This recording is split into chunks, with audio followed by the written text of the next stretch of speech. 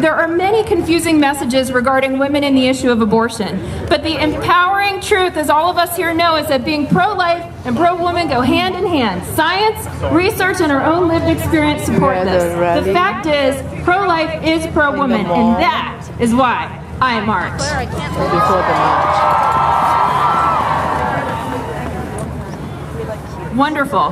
Later in our program today, we are going to recognize the many great pro-life organizations that are with us. And as we enter an important election year, many of these organizations will be involved in the electoral process, and we're going to have a wealth of information shared on strong pro-life candidates throughout the year.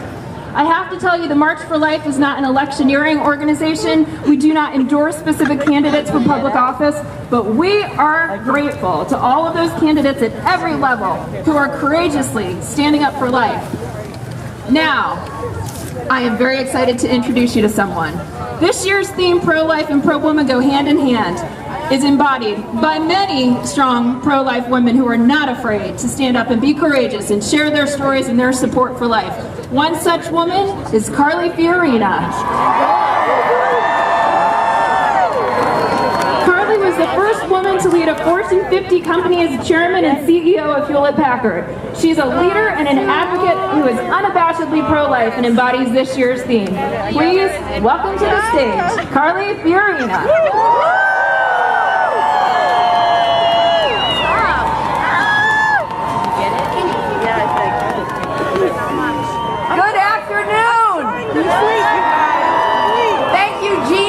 It's so inspiring to see so many great pro-life, pro-woman advocates out here on a chilly afternoon. It's not quite as cold as Iowa and New Hampshire, I have to tell you. Still, it's inspiring to see you all out here with Snowmageddon bearing down on us. But even Snowmageddon can't stop us from rallying for a cause we know is so important. In less than a year, there will be a new president in the White House.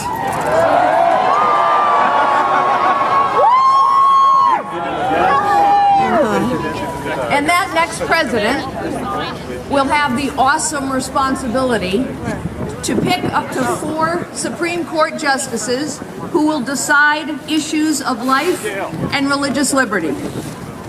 She will decide.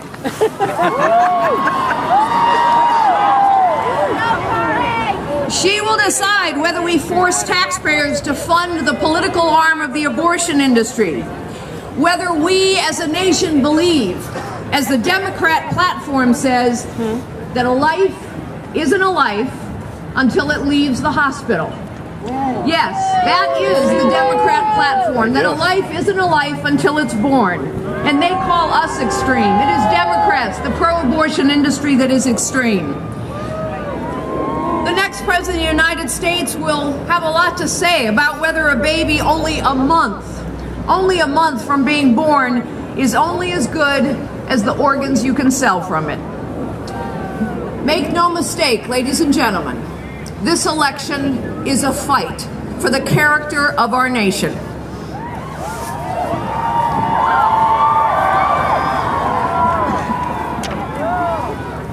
Now, the establishment media and the political class actually don't want us to talk about what the abortion industry is doing. You saw what happened when I talked about the horrific truth of the Planned Parenthood videos during one of the Republican debates. Unlike the media, you have watched the videos.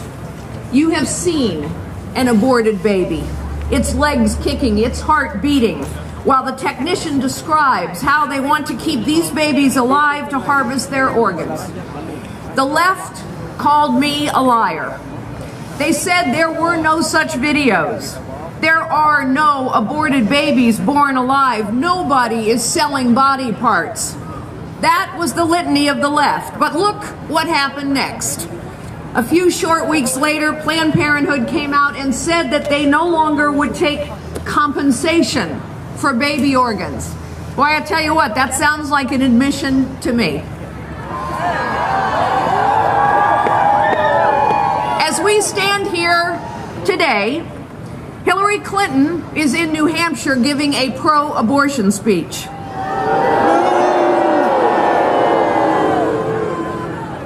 she is saying that I, as a conservative woman, that all of us as conservative women don't count.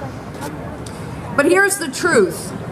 The left has perverted feminism into a political ideology where women are pitted against men and used as a political weapon to win elections.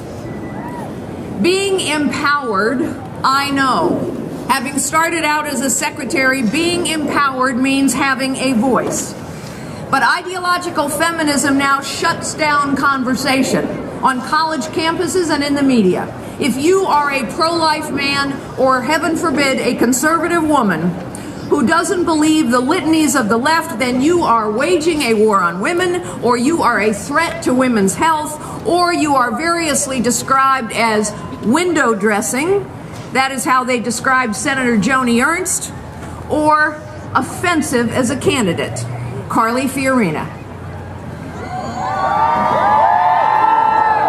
Ladies and gentlemen, ours is a fight for the character of our nation, for the value of life.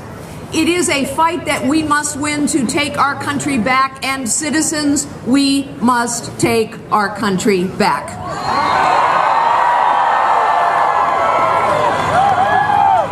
It is why I am running for president, because I believe the time has come. We are facing a pivotal and perilous time as our nation. We must take our future back. We must take our politics and our government back. Citizens, we must take our country back. I have visited pregnancy centers around the country.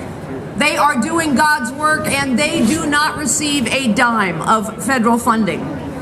The pro-abortion left cannot stand it when we talk about defunding Planned Parenthood. They scream at the top of their lungs about taking away women's health.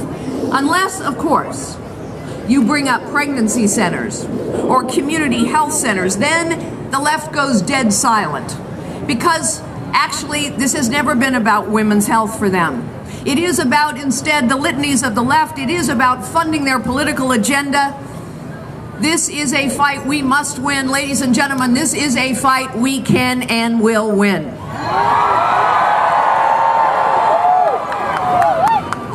Now, I have to tell you, Planned Parenthood regularly shows up at my events. So let me say this to all the Planned Parenthood supporters who show up. You can scream and throw condoms at me all day long. You will not silence me. You will not scare me.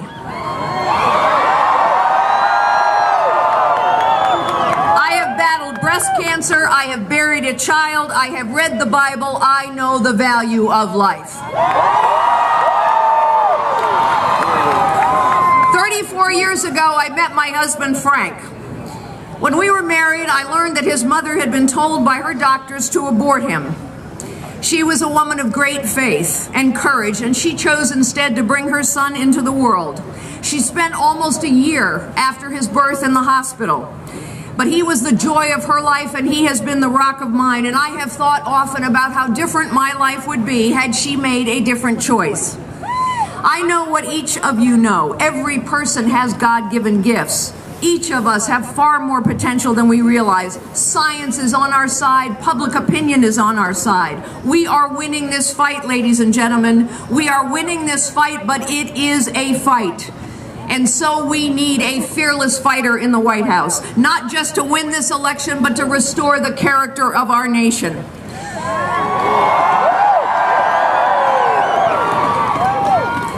You can bet that I will win this fight against Hillary Clinton.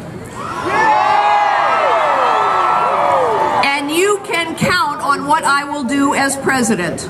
I will defund Planned Parenthood. I will support pregnancy centers around the country.